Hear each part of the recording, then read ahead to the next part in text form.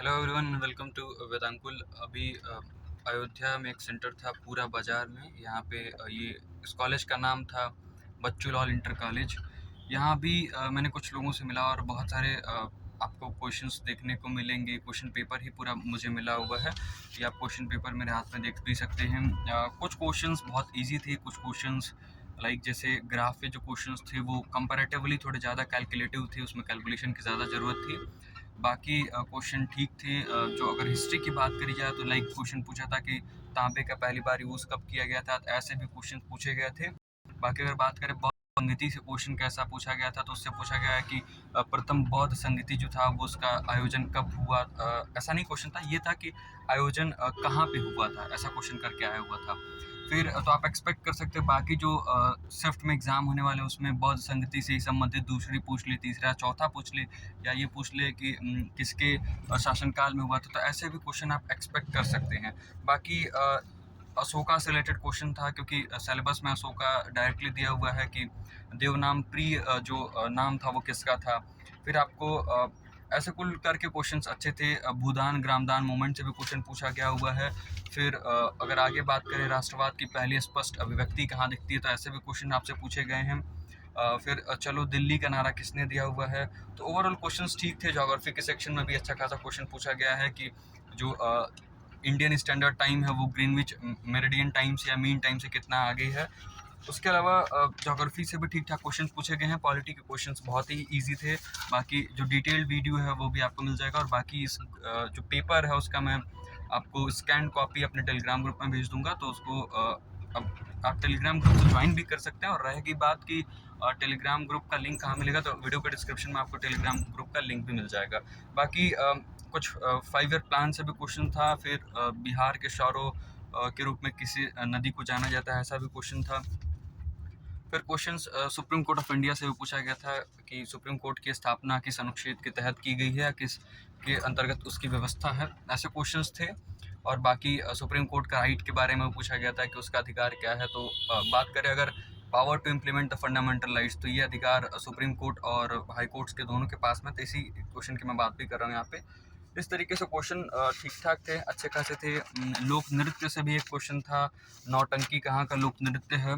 उसके बाद से तो आप जो भी इम्पोर्टेंट लोक नृत्य से हैं उनको आप याद करके जाइएगा। लाइक कुचिपुड़ी हो गया, भरतनाट्यम हो गया, ऐसे कुछ सारे हैं जिनको आपको याद रखना होगा। बाकी संधि आप जरूर देख के जाइए, संधि से क्वेश्चन आना ही आना है। फिर पर्यायवाची आ रहा है, विलोम शब्द आ रहा है, फिर एक मुहावरों से भी क्वेश्चन पूछा जा रहा है, और औसत से यानी एवरेज से बहुत इजी क्वेश्चन आपसे पूछे जा रहे हैं। और अगर आगे बात करें अनसीन पैसेज, तो नहीं, सीन पैसेज आ रहा है, अच्छा खासा आया, बहुत इजी लेवल का है। बाकी आप अगर रीजनिंग की बात करें तो कैलेंडर से क्वेश्चन श्योर शॉर्ट है, आना ही आना कंफर्म है, इसको आप करके ही जाइए। और आगे अगर बात करें ये जो होता ना कि लाइक एक क्वेश्चन आया था कि पॉइंटिंग टू अ वुमन नीले सेट, ऐसा जो क्वेश्चन होता है, ये वाला क्वेश्चन भी आपको करके ही जाना होगा। उसके बाद से वेन डायग्राम भी आपको करके जाना होगा, उससे भी एक क्वेश्चन आया था। फिर जो अल्फ़ाबेट और रीजनिंग अल्फ़ाबेट और जो नंबर सीरीज़ वाले क्वेश्चंस होते हैं उसको भी एक क्वेश्चन आपको देख के ही जाना है, क्योंकि एक क्वेश्चन आना है। जो करंट अफेयर्स आया हुआ है वो थोड़ा सा मुझे ऐसा कुछ स्पेसिफिक नहीं लगा, क्योंकि इन्होंने डायरेक्ट क्वेश्चन पूछा है कि किस कंट्री के साइंटिस्ट ने पहली बार फर्स्ट सिंथेटिक एम्ब्रियो बनाया हुआ है। फिर ऐसा ही करके नरेंद्र मोदी जी ने कहाँ पे India international bullion exchange establish किया है, उसका उद्घाटन या लॉन्चिंग किया है, ये सारे क्वेश्चन पूछे गए हैं।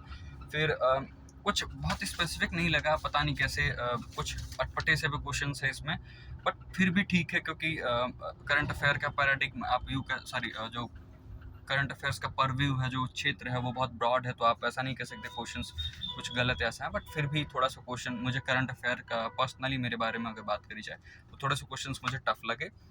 बाकी क्वेश्चंस कुछ इजी भी क्वेश्चंस थे, लाइक भारत में हर घर जल प्रमाणित राज्य कौन सा बन गया, तो ऐसे भी क्वेश्चंस आपसे आए हुए हैं। फिर भारत का पड़ोसी देश नहीं है, बहुत आसान सा क्वेश्चन था, यूएई भारत का पड़ोसी देश नहीं है। फिर आगे और कुछ और भी सेक्शंस में बात करते हैं। Hindi it was all easy, मैं यही कहूँगा, बहुत टफ नहीं था। पॉलिटिकल साइंस से भी अच्छा क्वेश्चन था। इंपॉर्टेंट डेज को एकदम रिवाइज करके ही जाना होगा, बिकॉज एक क्वेश्चन इससे पूछ ही लिया जा रहा है। लाइक अभी का पूछा था कि जैव विविधता दिवस कब मनाया जाता है, तो ये आपको ध्यान रखना होगा।